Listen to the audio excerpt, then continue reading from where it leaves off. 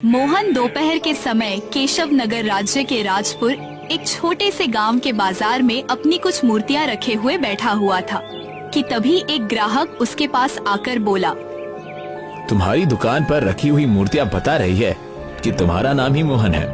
आप सही कह रहे, मेरा नाम ही मोहन है। समझ गया भैया, लगता है तुम ही वो प्रसिद्ध मूर्तिकार हो जिसके बारे में केशव नगर राज्य का हर व्यक्ति बात करता है। ऐसा नहीं है भैया, मैं तो बस अपना काम अच्छी तरह से करता हूँ। लोग तो बस मेरी प्रशंसा ऐसे ही करते हैं। मोहन की बात सुनकर ग्राहक मुस्कुराते हुए मोहन के हाथों की बनाई हुई एक सुंदर मूर्ति को देखता हुआ बोला, मुझे ये मूर्ति बहुत ज्यादा पसंद है। दरअसल मैं हरियालीपुर गांव का रहने वाला हूँ। हमारे गांव में जमींदार की बेटी की शादी है और जमींदार को एक मूर्ति भेंट करना चाहता हूँ। इस मूर्ति के दाम कितने लोगे? वैसे तो ये मूर्ति मैं 200 स्वर्ण मुद्राओं में बेचना चाहता था, परंतु तुम दूसरे गांव से मूर्ति खरीदने के लिए केवल मेरे ही पास आए हो, इसलिए मैं इस मूर्ति को तुम्हें 100 स्वर्ण मुद्रा में दे दूंगा। मोहन की बात सुनकर ग्राहक ने 100 स्वर्ण मुद्राओं की पोटली मोहन को पकड़ा दी और मूर्ति लेकर वहाँ से चला गया। शाम को अपने घर लौट आया और 100 स्वर्ण मुद्राएं अपनी 20 वर्षीय बहन जानकी को देता हुआ बोला, ये लो जानकी, इन स्वर्ण मुद्राओं को तिजोरी में रख देना। जानकी 100 स्वर्ण मुद्राएं लेकर तिजोरी में रखने के लिए चली गई। तभी वहाँ पर मोहन के गांव का मुखिया आ पहुँचा। मुखिया को देखकर मोहन बोला, अरे मुखिया जी, आप अभी शाम के समय, सब कुछ ठीक तो है? हाँ मोहन, तुम्हारी प्रार्थना से सब कुशल मंगल है। यहाँ से गुजर रहा था तो सोचा तुमसे मिलता चलूं। बहुत अच्छा किया मुखिया जी। मोहन, तुम्हारी प्रसिद्धि दिन ब दिन बढ़ती जा रही है। तुम्हें शायद अंदाजा भी नहीं है कि कुछ दिनों पहले मैं किशनगढ़ राज्य गया था और किशनगढ़ राज्य में भी तुम्हारी मूर्ति के किस्से सुन रहा था।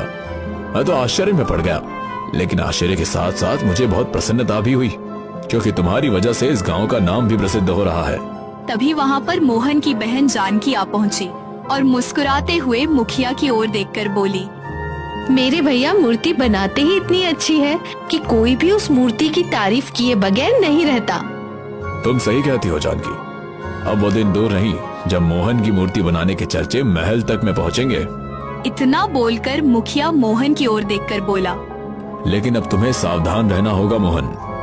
मुखिया की बात सुनकर मोहन बुरी तरह से चौंकता हुआ बोला, सावधान? लेकिन किससे मुखिया जी? हमारे ही गांव में रहने वाले बिरजू मूर्तिकार से। मोहन, तुम नहीं जानते कि बिरजू तुमसे अंदर ही अंदर कितना जलता है। सच तो यह है कि उसके हाथों की बनाई हुई मूर्ति कोई नहीं खरीदता और ना ही कोई उसकी कारीगरी की प्रशंसा करता है। बिरजू को मुझसे जलना नहीं चाहिए मुखिया जी। हाँ, ये सच है कि उसके हाथों की बनाई मूर्ति कम बिकती है, लेकिन उतना ही सच ये भी है कि बिरजू बहुत कुशल कारीगर है और वो अच्छी मूर्तियां बनाता है। मोहन, जिस तरह से बिरजू तुम्हें क्रोध भरी निगाहों से देखता है, मुझे डर है कि कहीं वो तुम्हारे खिलाफ कोई षड्यंत्र न रच दे, इसलिए तुम मुझसे सावधान रहना। मैं केवल यही बताने के लिए तुम्हें यहाँ तक आया था। इतना बोलकर मुखिया वहाँ से चला गया। अगले दिन मोहन अपने घर से मूर्तियाँ लेकर अपने गांव के बाजार में चला गया। तभी वहाँ पर बिरजू आ पहुँचा। बिरजू मोहन की ओर देखकर बोला, कैसे हो मोहन? मैं तो सही हूँ बिरजू, तुम बताओ तुम कैसे हो? तुम्हारे होते हुए मैं कैसा हो सकता हूँ मोहन? जब तक तुम्हारी किस्मत के सितारे बुलंद है तब तक मेरी किस्मत के सितारे गर्दिश में ही रहेंगे। देखो बिरजू, मैं जानता हूँ कि तुम एक कुशल कारीगर हो और बहुत मेहनत से मूर्तियां बनाकर तैयार करते हो, और तुम्हारी इतनी मेहनत करने के बावजूद भी तुम्हारी मूर्तियां नहीं बिकती। परंतु विश्वास रखो, मैं हमेशा तुम्हारे लिए प्रार्थना करता हूँ और मुझे विश्वास है कि तुम्हारी मूर्तियां भी एक दिन मेरी मूर्तियों से ज्यादा बिकेगी। ये सब कहने और सुनने की बात है मोहन। मेरे सामने ज्यादा अच्छे बनने का ढोंग मत करो। मैं मुखिया नहीं हूँ जो तुम्हारी चिकनी चुपड़ी बातों में आ जाऊंगा। देखो बिरजू, कल ही मुझे मुखिया जी बता रहे थे कि तुम अंदर ही अंदर मुझसे जलते हो। आखिर तुम्हें मुझसे क्या जलन है बिरजू? देखो मोहन, मैं तुमसे अच्छी मूर्तियां बनाता हूँ और तुमसे अच्छा और कुशल कारीगर हूँ, लेकिन उसके बावजूद भी मेरी मूर्तियां नहीं बिकती क्योंकि तुमने मुझे बदनाम कर रखा है। मेरी बात ध्यान से सुनो मोहन। मुझे सूचना मिली है कि कल राजा विक्रम की पुत्री राजकुमारी चंद्रलेखा मंत्री जगन्नाथ के साथ इस गांव में तुमसे मिलने के लिए आ रही है। तुम्हारी प्रसिद्धि के चर्चे अब महल तक में गूंज रहे हैं, लेकिन मैं चुप नहीं बैठूंगा। मैं राजकुमारी चंद्रलेखा के सामने साबित कर दूंगा कि मैं तुमसे कुशल और बेहतर मूर्तियां बना सकता हूँ। इतना बोलकर बिरजू वहाँ से चला गया। शाम को मोहन अपने घर की ओर जाने लगा। मोहन अपने गांव में पहुंचा ही था कि तभी रास्ते में उसे गांव का मुखिया मिल गया। मुखिया मोहन की ओर देखकर बोला। अच्छा हुआ मोहन, तुम मुझे यहाँ पर मिल गए। मैं तुमसे ही मिलने तुम्हारे घर पर आ रहा था। क्या हुआ मुखिया जी? मोहन, कल राजा विक्रम की इकलौती पुत्री चंद्रलेखा अपने मंत्री जगन्नाथ के साथ तुमसे मिलने के लिए आ रही है। राजकुमारी चंद्रलेखा अपनी स्वयं की मूर्ति बनवाना चाहती है। हाँ मुखिया जी, आज प्रातःकाल ही मुझे बिरजू ने इस बारे में बताया था। मेरी पूरी बात सुनो मोहन। बिरजू को इस बारे में इसलिए मालूम है कि एक सैनिक तुम्हारे बारे में ही गांव के बाजार में पूछताछ कर रहा था। पूछताछ करने के दौरान ही बिरजू उस सैनिक से टकरा गया। बिरजू ने उस सैनिक से खुद को तुमसे बेहतर मूर्ति का कारीगर बताया और तुम्हारे बारे में काफी कुछ झूठ भी बोला। बिरजू की बात सुनकर सैनिक बिरजू से यह कहकर गया कि वो राजकुमारी चंद्रलेखा को तुम्हारे साथ साथ बिरजू के बारे में भी बताएगा और राजकुमारी चंद्रलेखा को इस बात के लिए मनाएगा कि वो तुम्हारे और बिरजू के बीच एक प्रतियोगिता रखे। मतलब तुम्हें और बिरजू को राजकुमारी चंद्रलेखा की ही मूर्ति बनानी होगी और जिसके हाथ की भी मूर्ति राजकुमारी चंद्रलेखा को पसंद आएगी, राजकुमारी चंद्रलेखा उसे इतनी ढेर स्वर्ण मुद्राएं देगी कि उसके साथ नस्लों को काम करने की आवश्यकता नहीं पड़ेगी। मुखिया की बात सुनकर मोहन गहरी सोच में डूबता हुआ मुखिया की ओर देखकर बोला। समझ गया मुखिया जी, इसलिए बिरजू आज मुझसे कह रहा था कि वो राजकुमारी चंद्रलेखा के सामने साबित कर देगा कि वो मुझसे बेहतर मूर्ति बनाने का कारीगर है। मुखिया जी, मुझे इस बिरजू से कोई डर नहीं और ना ही मैं बिरजू से अच्छा मूर्ति बनाने का कारीगर होने का दावा करता हूँ। मैं कल भी ये कहता था और आज भी ये कहता हूँ कि मैं बस अपना काम मेहनत और ईमानदारी से करता हूँ। बस इससे अधिक मैं और कुछ नहीं कह सकता। मोहन की बात सुनकर मुखिया मोहन से बोला। मुझे लगता है राजकुमारी चंद्रलेखा सुबह तक यहाँ आ जाएगी। यहाँ आने के बाद वो सबसे पहले मुझसे ही मिलेगी। मैं राजकुमारी चंद्रलेखा और उनके मंत्री को सुबह तुम्हारे घर पर लेकर आ जाऊंगा। इतना कहकर मुखिया वहाँ से चला गया और मोहन अपने घर लौट आया। मोहन को गहरी चिंता में डूबे हुए देखा उसकी बहन जानकी उससे बोली। क्या हुआ भैया, आज आपके चेहरे पर ये चिंता की लकीरें क्यों झलक रही है? मोहन अपनी बहन को सारी घटना बताते हुए बोला। कल राजकुमारी चंद्रलेखा अपने मंत्री के साथ हमारे घर पर आएंगी। चिंता मत कीजिए भैया, चिंता तो बिरजू को करने की आवश्यकता है। मुझे पूरा विश्वास है कि बिरजू आपसे अधिक सुंदर राजकुमारी चंद्रलेखा की मूर्ति नहीं बना पाएगा। अपनी बहन की बात सुनकर मोहन मुस्कुराता हुआ चारपाई पर लेट गया। अगली सुबह बिरजू सोकर उठा ही था कि तभी उसके घर की कुंडी कोई जोर जोर से खटखटाने लगा। मोहन तुरंत अपने घर से बाहर चला गया। बाहर आकर मोहन ने देखा कि उसके दरवाजे पर मुखिया राजकुमारी चंद्रलेखा और मंत्री जगन्नाथ खड़े हुए थे। राजकुमारी चंद्रलेखा मोहन की ओर देखकर बोली। तो तुम ही हो मोहन, एक विचित्र कुशल मूर्तिकार जिसकी प्रशंसा राज्य में घूमते हुए महल तक जा पहुंची। प्रशंसा के लिए आपका बहुत बहुत धन्यवाद राजकुमारी। असली प्रशंसा तो मैं तुम्हारी तब करूंगी जब तुम प्रतियोगिता में जीत जाओगे। राजकुमारी चंद्रलेखा की बात सुनकर मोहन और मुखिया राजकुमारी चंद्रलेखा को सवालिया नजरों से देखने लगे। राजकुमारी उन दोनों की ओर देखकर बोली। मैं जानती हूँ तुम्हारे मन में यही प्रश्न चल रहा होगा कि किस बात की प्रतियोगिता। दरअसल मेरे सैनिक ने मुझे बताया, इसी गांव में बिरजू नाम का एक और मूर्तिकार रहता है जिसका दावा है कि वो तुमसे बेहतर मूर्तियाँ बनाता है। राजकुमारी चंद्रलेखा ने इतना कहा ही था कि तभी वहाँ पर बिरजू भी आ पहुँचा। राजकुमारी चंद्रलेखा बिरजू को देखकर बोली। क्या तुम तैयार हो? हाँ राजकुमारी, मैं तैयार हूँ। कुछ ही देर में मोहन मुखिया, राजकुमारी चंद्रलेखा, मंत्री जगन्नाथ और दो सैनिक एक बगीचे में खड़े हुए थे। राजकुमारी चंद्रलेखा एक वृक्ष के नीचे बैठी हुई थी। मोहन और बिरजू राजकुमारी चंद्रलेखा को देखते हुए उसकी मूर्ति बनाने में मग्न थे। कुछ ही देर में बिरजू और मोहन ने सुंदर मूर्ति बनाकर तैयार कर दी।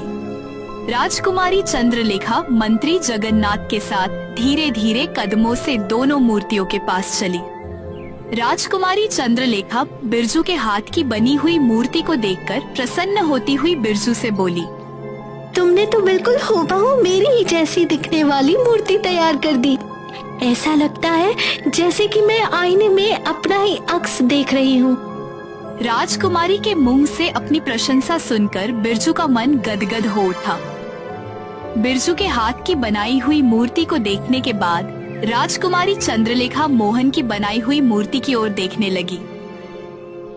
मगर जैसे ही राजकुमारी चंद्रलेखा की नजर मोहन की बनाई हुई मूर्ति पर पड़ी, राजकुमारी चंद्रलेखा की आंखें आश्चर्य से फटी के फटी रह गई। उसके चेहरे पर क्रोध झलकने लगा। राजकुमारी चंद्रलेखा मोहन से बोली, तुमने ये किसकी मूर्ति बना दी? क्या ये मूर्ति तुम्हें मेरे जैसी दिखती है? मोहन ने जैसे ही उस मूर्ति को देखा वह बुरी तरह से चौंक पड़ा, क्योंकि मोहन ने जो मूर्ति बनाई थी वो राजकुमारी चंद्रलेखा की नहीं बल्कि किसी और स्त्री की थी। मोहन राजकुमारी चंद्रलेखा की ओर देखकर आश्चर्य से बोला, विश्वास कीजिए राजकुमारी, मैंने तो आपकी मूर्ति बनाई थी। ये कैसे बन गई मुझे नहीं पता। तभी एक गांव का व्यक्ति जो कि वहां से गुजर रहा था वहां आ पहुंचा और मोहन की बनाई हुई उस मूर्ति को देखकर बोला, ये मूर्ति तो बहुत सुंदर है। इसकी सुंदरता के आगे राजकुमारी की सुंदरता कुछ भी नहीं। इतना कहकर वह व्यक्ति वहां से चला गया। अपने सामने दूसरी स्त्री की सुंदरता की प्रशंसा सुनकर राजकुमारी चंद्रलेखा क्रोधित होती हुई मंत्री जगन्नाथ से बोली, मंत्री जी, मोहन को इसी समय बंदी बनवा लिया जाए। इसने मेरी सुंदरता का अपमान किया है। इसने ऐसी हरकत जानबूझकर की है। ये मूर्तिकार अपने आप को समझता क्या है? नहीं राजकुमारी, मेरी बात का विश्वास कीजिए, मुझे नहीं पता ये मूर्ति कैसे बन गई। तभी बिरजू कुटिल मुस्कान से राजकुमारी चंद्रलेखा से बोला, राजकुमारी ये झूठ बोल रहा है, इसने ऐसा जानबूझकर किया है। मंत्री जगन्नाथ अपने दोनों सैनिकों से बोला, देखते क्या हो, मोहन को बंदी बना लो और इसे कारागार में बंद कर दो। यह सुनकर मोहन बुरी तरह से घबरा गया। मोहन जानता था कि अगर सैनिकों ने उसे बंदी बनाकर कारागार में डाल दिया तो राजकुमारी चंद्रलेखा उसे मौत के घाट उतरवा देगी, क्योंकि राज्य के सभी वास जानते थे कि राजकुमारी चंद्रलेखा और उसकी माँ एक क्रूर शासिका थी, क्योंकि केशव नगर राज्य में किसी राजा का नहीं बल्कि एक रानी का शासन था। मोहन अपने शरीर की पूरी ताकत लगाकर वहाँ से भागने लगा। देखते ही देखते वह उन सब की आंखों से ओझल हो गया। राजकुमारी चंद्रलेखा को इस बात की बिल्कुल भी उम्मीद नहीं थी।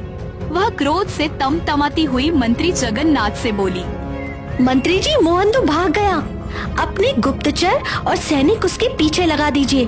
मुझे किसी भी हालत में मोहन चाहिए। इतना बोलकर राजकुमारी चंद्रलेखा मोहन की बनाई हुई उस सुंदर स्त्री की मूर्ति को देखती हुई बोली, कोई भी मूर्तिकार किसी स्त्री को बगैर देखे इतनी सुंदर मूर्ति नहीं बना सकता। मोहन ने अगर इस सुंदर स्त्री की मूर्ति बनाई है तो ये सुंदर स्त्री अवश्य ही इस संसार में कहीं न कहीं होगी, और मुझे शक है कि मोहन उसे जानता है। मुझे यह स्त्री भी चाहिए।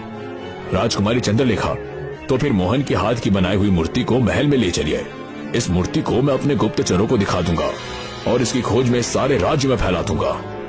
तभी बिरजू राजकुमारी चंद्रलेखा से बोला, राजकुमारी चंद्रलेखा, मोहन आपके साथ धोखा करके भाग गया। उसने आपका अपमान भी किया, लेकिन मैंने आपकी मूर्ति बनाकर आपका मान जीता है, इसलिए अब मुझे आप इनाम दे दीजिए। बिरजू राजकुमारी चंद्रलेखा के स्वभाव को नहीं जानता था। राजकुमारी चंद्रलेखा अंदर से गुस्से से भरी हुई थी। राजकुमारी चंद्रलेखा गुस्से से अपने दोनों सैनिकों से बोली, बिरजू को उसके इनाम दे दो। राजकुमारी चंद्रलेखा का आदेश सुनकर एक सैनिक ने अपनी तुरंत तलवार निकाल ली और बिरजू की गर्दन की ऊपर वार कर दिया। बिरजू चिल्लाते हुए जमीन पर गिरकर ढेर हो गया। राजकुमारी चंद्रलेखा मंत्री जगन्नाथ मोहन की बनाई हुई मूर्ति को लेकर महल की ओर रवाना हो गए।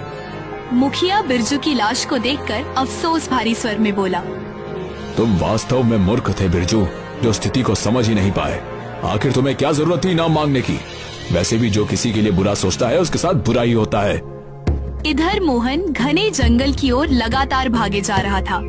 भागते भागते मोहन के पांव जवाब दे चुके थे। उसका गला प्यास से सूखा जा रहा था। तभी उसकी नजर एक तालाब पर पड़ी। मोहन दौड़ता हुआ उस तालाब के पास जाकर उस तालाब का पानी पीने लगा। पानी पीने के बाद मोहन कुछ देर तक जंगल में इधर उधर देखता रहा और अपने आप से बोला, मैं तो बुरी तरह से फंस गया। आखिर मुझे समझ नहीं आ रहा कि वो मूर्ति मुझे बन कैसे गई।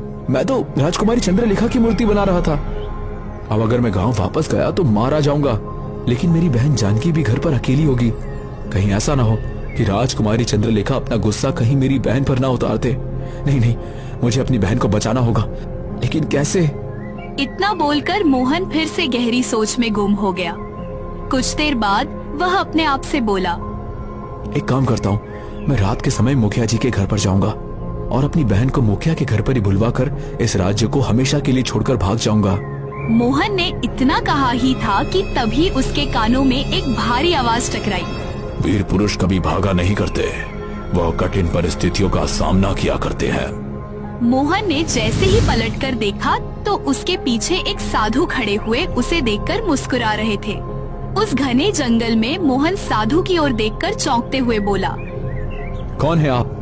मैं एक साधु हूँ जो 10 वर्षों से इस जंगल में अपना जीवन व्यतीत कर रहा है, लेकिन तुम्हें देखकर मुझे अब ऐसा लगता है कि मेरा वनवास समाप्त होने को आ गया है। ये क्या कह रहे हैं आप? मैं आपकी बात का मतलब नहीं समझ पा रहा हूँ। कैसा वनवास? तुम्हारा चेहरा मुझे किसी की याद दिलाता है। क्या तुम मूर्तियां बनाते हो? यह सुनकर मोहन पूरी तरह से चौंक पड़ा। हाँ साधु महाराज, मैं एक मूर्तिकार हूँ। मेरा नाम मोहन है, लेकिन आप कैसे जानते हैं? मैं तुम्हें बहुत लंबे समय से जानता हूँ, मगर अफसोस तुम अपने आप को अभी तक जान नहीं पाए। अच्छा ये बताओ, तुम इतने घबराए हुए क्यों हो? साधु की बात सुनकर मोहन साधु को सारी घटना बताते हुए बोला, पता नहीं साधु महाराज, मैंने मूर्ति राजकुमारी चंद्रलेखा की बनाई थी, लेकिन ना जाने वो कैसे किसी दूसरी स्त्री की मूर्ति बन गई, जो कि राजकुमारी चंद्रलेखा से बहुत सुंदर थी। और उस मूर्ति को देखकर ना जाने क्यों मुझे ऐसा लगने लगा जैसे मैं उस मूर्ति जैसी दिखने वाली स्त्री को जानता हूँ, जैसे मेरा उससे जन्म जन्म का कोई रिश्ता हो।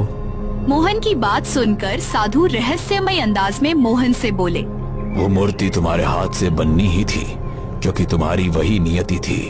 समय आ गया है रहस्य से पर्दा उठाने का। चलो मेरे साथ। कहाँ? यही पास में मेरी कुटिया है। तुम बिल्कुल सही समय पर यहाँ आए हो। आज की रात अमावस की रात है। कुछ ही देर में सारा रहस्य तुम्हारे सामने खुलकर आ जाएगा। मोहन साधु के साथ उसकी कुटिया में पहुंच गया। कुटिया में पहुंचकर साधु हाथ में एक कलश में जल लेकर मोहन को पकड़ाते हुए बोले, इस जल को पी लो। जैसे ही तुम इस जल को पियोगे तुम्हें सब कुछ याद आ जाएगा। मोहन ने साधु के हाथ से कलश को ले लिया और जल को पीने लगा। जल को पीते ही मोहन का सर बुरी तरह से चकराने लगा और कुछ ही क्षणों में उसके सामने दृश्य घूमने लगे। मोहन ने अपनी आंखें बंद कर ली। कुछ देर बाद मोहन अपनी आंखें खोलते हुए साधु से बोला, मुझे सब कुछ याद आ गया है साधु महाराज। तो फिर समय आ गया है मोहन, तुम मेरे साथ अभी और इसी समय राजमहल में चलोगे। इतना बोलकर साधु ने अपने हाथ औंधी टेढ़ी दिशा में घुमाना प्रारंभ कर दी। कुछ ही देर में एक गोल आकार का द्वार जो रंग बिरंगी किरणों से चमक रहा था वहाँ पर बन गया। साधु उस द्वार को देखकर मोहन से बोले, जैसे ही हम दोनों इस द्वार को पार करेंगे सही स्थान पर पहुँच जाएंगे। इधर राजकुमारी चंद्रलेखा मंत्री जगन्नाथ के साथ अपने महल तक आ पहुंची। दोनों सैनिक उसकी उस सुंदर स्त्री की मूर्ति को उठाए हुए थे, मगर महल के बाहर बगीचे में पहुंचकर ही राजकुमारी चंद्रलेखा मंत्री जगन्नाथ से बोली, मंत्री जी, मैं नहीं चाहती कि इस सुंदर स्त्री की प्रतिमा मेरे महल के द्वार के अंदर भी प्रवेश करे। तो फिर आप चाहती क्या है? इस मूर्ति को इसी बगीचे में रखवा दिया जाए। आप गुप्तचरों को इसे यहाँ से भी दिखा सकते हैं। जैसी आपकी आज्ञा। दोनों सैनिकों ने उस मूर्ति को बगीचे में ही रख दिया। तभी राजकुमारी चंद्रलेखा की माँ रानी पद्मा वहाँ आ पहुँची। रानी पद्मा चंद्रलेखा की ओर देखकर बोली, मैं तुम्हारा कब से प्रतीक्षा कर रही थी राजकुमारी। आखिर तुम्हें आने में इतनी देर कैसे लग गई? राजकुमारी अपनी माँ पद्मा को सारी घटना बताती हुई बोली, उसने मेरी सुंदरता का अपमान किया है, परंतु मैं उसे छोड़ूंगी नहीं माँ। राजकुमारी चंद्रलेखा के मुंह से सारी घटना सुनने के बाद न जाने क्यों पद्मा के चेहरे पर भय झलकने लगा। पद्मा तुरंत तेज कदमों से चलती हुई उस मूर्ति के नजदीक चली गई, जिस मूर्ति को सैनिकों ने कुछ देर पहले बगीचे में रखा था। उस मूर्ति को देखकर रानी पद्मा की आंखें डर और दहशत से फटी की फटी रह गई और वह अविश्वास भरी नजर से उस मूर्ति की ओर देखती हुई बोली, नहीं, यह संभव है, ऐसा नहीं हो सकता। अपनी माँ के डरा हुआ चेहरा देखकर राजकुमारी चंद्रलेखा और मंत्री जगन्नाथ आश्चर्य में पड़ गए। आप इतनी क्यों डर गई माँ? राजकुमारी सही कह रही है महारानी। आप तो इस मूर्ति को ऐसे देख रहे हैं मानो कि आप इस मूर्ति जैसी दिखने वाली स्त्री को अच्छी तरह से जानती हो। हाँ मंत्री जगन्नाथ, तुमने सही कहा। मैं इस मूर्ति जैसे दिखने वाली स्त्री को बहुत अच्छी तरीके से जानती हूँ। यह कोई और नहीं बल्कि स्वप्नलेखा है, जो अपने समय की अद्भुत सुंदरी हुआ करती थी और इसे मैंने अपने हाथों से मारा था। मुझे बताओ, आखिर इस मूर्ति को किस मूर्तिकार ने बनाया है? मोहन नाम के मूर्तिकार ने, जिसकी प्रसिद्धि हमारे राज्य में काफी समय से फैली हुई है। इसका मतलब उस साधु ने जो कहा था वो हो गया। ये आप क्या कह रही हैं माँ? कौन स्वप्नलेखा, कौन साधु? राजकुमारी चंद्रलेखा की बात सुनकर रानी पद्मा चंद्रलेखा की ओर देखकर डरे हुए अंदाज में बोली, स्वप्नलेखा मेरी सौतेली बहन थी। ये बात आज से 30 वर्ष पुरानी है, जब मैं इस राज्य की राजकुमारी हुआ करती थी। स्वप्नलेखा मेरे पिता की दूसरी पत्नी की पुत्री थी और पूरे राज्य में सबसे सुंदर थी। उसकी सुंदरता के चर्चे दूर दूर तक राज्य में फैले हुए थे। हम दोनों का बचपन साथ ही बीता और हम दोनों साथ साथ ही जवान हुए। स्वप्नलेखा अपना जीवन जहाँ साधारण तरीके से बिताना चाहती थी, तो वहीं मैं अपने पिता के बाद इस राज्य की बागडोर संभालकर महारानी बनना चाहती थी। स्वप्नलेखा उम्र में मुझसे 2 वर्ष छोटी थी। एक दिन की बात है जब मुझे एक गुप्तचर ने स्वप्नलेखा के बारे में एक सूचना दी। दोपहर के समय राजकुमारी पद्मा अपने बगीचे में सुंदर फूलों को देख रही थी कि तभी एक गुप्तचर वहां आकर राजकुमारी पद्मा से बोला, राजकुमारी, आपका शक बिल्कुल सही है। राजकुमारी आपकी सौतेली बहन राजकुमारी स्वप्नलेखा केशव नगर राज्य में एक मूर्तिकार से चुपके चुपके मिलती है और वो उस मूर्तिकार से प्रेम करने लगी है। उस मूर्तिकार का क्या नाम है? उस मूर्तिकार का नाम मोहन है। तुमने मुझे ये बात बताकर बहुत अच्छा कार्य किया। वैसे भी मैं राजकुमारी स्वप्नलेखा को अपने रास्ते से हटाने की सोच रही थी, लेकिन मुझे कोई ठोस वजह नहीं मिल रही थी। और इससे बेहतर ठोस वजह क्या हो सकती है कि राजकुमारी का प्रेम प्रसंग एक साधारण मूर्तिकार से हो। लेकिन राजकुमारी पद्मा, आपकी सौतेली बहन तो साधारण जीवन जीना चाहती है, भला आपको उनसे कैसा खतरा हो सकता है? इंसान का मन कब बदल जाए? अब तुम जा सकते हो। गुप्तचर वहां से चला गया। राजकुमारी पद्मा सीधे सेनापति मानसिंह के पास जाकर बोली, हमें पता चला है कि हमारी सौतेली बहन मोहन नाम के एक मूर्तिकार से प्रेम करती है और वो चुपके चुपके मिलती है। उसने राजमहल के नियमों को तोड़ा है, जिसका दंड मौत की सजा है। जाओ, जाकर मोहन और राजकुमारी स्वप्नलेखा को बंदी बनाकर घसीटते हुए महल में लेकर आओ। ये आप क्या कह रही हैं? राजकुमारी स्वप्नलेखा आपकी बहन है। जानती हूँ। देखो, पिताजी बीमार है। उनके स्वर्गवास के बाद इस राज्य की सत्ता की बागडोर मैं ही संभालूंगी, तो तुम अभी से मेरे आदेशों का पालन करना प्रारंभ कर दो। राजकुमारी पद्मा की बात सुनकर सेनापति मानसिंह सैनिकों को लेकर वहां से चला गया। इधर जंगल में राजकुमारी स्वप्नलेखा एक वृक्ष के नीचे बैठी हुई थी और मोहन नाम का एक मूर्तिकार उसकी मूर्ति बना रहा था। तभी वहां पर एक साधु आ पहुंचा और मोहन की ओर देखकर बोला, ये तुम क्या कर रहे हो? साधु महाराज, मैं राजकुमारी स्वप्नलेखा की मूर्ति बना रहा हूँ। मैं तुम्हें जानता हूँ। तुम्हारे अंदर एक विचित्र कला है। तुम एक विचित्र मूर्तिकार हो, लेकिन तुम आग से खेल रहे हो। राजकुमारी स्वप्नलेखा की सौतेली बहन राजकुमारी पद्मा वैसे भी अंदर ही अंदर राजकुमारी स्वप्नलेखा की सुंदरता से बहुत जलती है और वह उसे रास्ते से हटाने के बारे में हमेशा सोचती रहती है। तुम इससे मिलकर उसका रास्ता आसान कर रहे हो। यह सुनकर स्वप्नलेखा चौंक पड़ी और साधु से बोली, लेकिन साधु महाराज, मैं मोहन से प्रेम करती हूँ। क्या प्रेम करना कोई जुर्म है?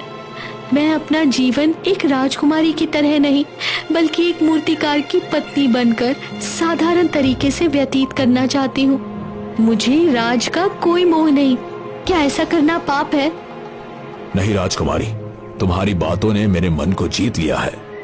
अगर तुम्हारा प्रेम सच्चा है तो विश्वास करो, मैं तुम्हारा मिलन मोहन मूर्तिकार से स्वयं कराऊंगा।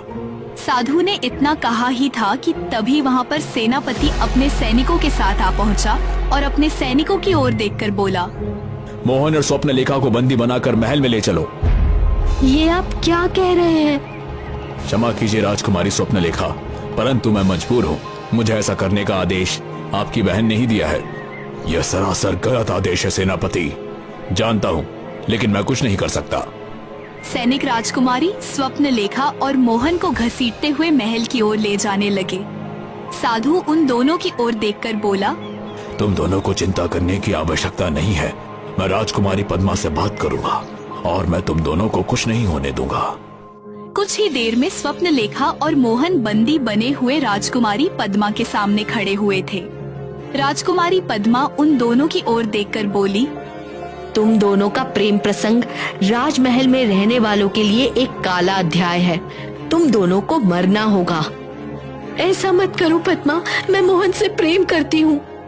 जानती हूँ, लेकिन इस जन्म में तुम्हारा प्रेम सफल नहीं होगा। इतना बोलकर राजकुमारी पद्मा ने सैनिकों की ओर इशारा कर दिया। सैनिक ने तुरंत अपनी तलवार लेकर राजकुमारी स्वप्न लेखा की गर्दन पर वार कर दिया। स्वप्न लेखा ने तड़पते हुए दम तोड़ दिया। मोहन बुरी तरह से तड़पने लगा। तभी उसी सैनिक ने मोहन के गले पर भी वार कर दिया। मोहन भी तड़प तड़प कर मौत की आगोश में समा गया। तभी वहाँ पर साधु आ पहुँचा। मोहन और स्वप्न लेखा की लाशों को देखकर क्रोधित अवस्था में पद्मा की ओर देखकर बोला, तूने बहुत बड़ा पाप किया है राजकुमारी। तुझे तेरे पापों के कर्मों का फल इसी जन्म में भुगतना पड़ेगा। याद रख, स्वप्न लेखा और मोहन का प्रेम सच्चा था। मोहन का अगला जन्म होगा और मोहन अगले जन्म में भी एक मूर्तिकार ही बनेगा। यहाँ तक कि उसका नाम भी मोहन होगा। जिस दिन मोहन स्वप्न लेखा की मूर्ति बनाने में कामयाब हो जाएगा, उस दिन तेरा और तेरे वंश का अंतिम दिन होगा। क्योंकि जिस दिन मोहन मूर्ति बनाने में कामयाब होगा, वो अमावस की रात होगी। मोहन उस मूर्ति को जैसे ही स्पर्श करेगा, वो मूर्ति स्वप्न लेखा में परिवर्तित हो जाएगी और स्वप्न लेखा के हाथों से ही तेरे वंश का अंत होगा और मोहन और स्वप्न लेखा का मिलन होगा। रानी पद्मा की बात सुनकर चंद्रलेखा और मंत्री जगन्नाथ दोनों बुरी तरह से चौंक पड़े। अगले ही पल वहाँ पर एक गोल द्वार जो कि रंग बिरंगी किरणों से चमक रहा था प्रकट हो गया। उस द्वार में से मोहन और साधु निकलकर बाहर आ गए। साधु को देखकर रानी पद्मा चीखते हुए बोली, ये वही साधु है। तभी साधु मोहन से बोले, मोहन, इस मूर्ति को तुरंत स्पर्श करो। आज अमावस की रात है। ऐसा होते ही स्वप्न लेखा जीवित हो उठेगी। मोहन दौड़ते हुए उस मूर्ति के पास चला गया और उसने उस मूर्ति को जैसे ही स्पर्श किया, अगले ही पल रंग बिरंगी किरणों से स्वप्न लेखा जीवित हो उठी और मोहन की ओर प्रेम भरी नजरों से देखती हुई बोली, तो आखिरकार तुमने दूसरा जन्म ले ही लिया।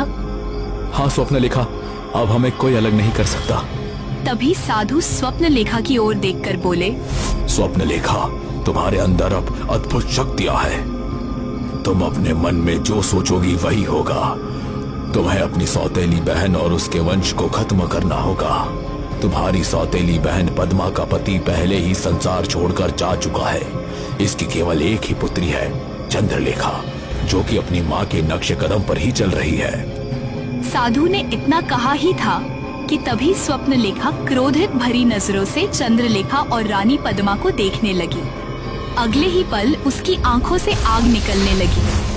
पद्मा और चंद्रलेखा उस आग की चपेट में आकर जलकर राख हो गए। जगन्नाथ इस दृश्य को देखकर बोला, मनुष्य को अपने बुरे कर्मों का फल ही भुगतना पड़ता है। आज से आप ही इस राज्य की महारानी हैं। अगले दिन स्वप्न लेखा और मोहन का विवाह धूमधाम से संपन्न हो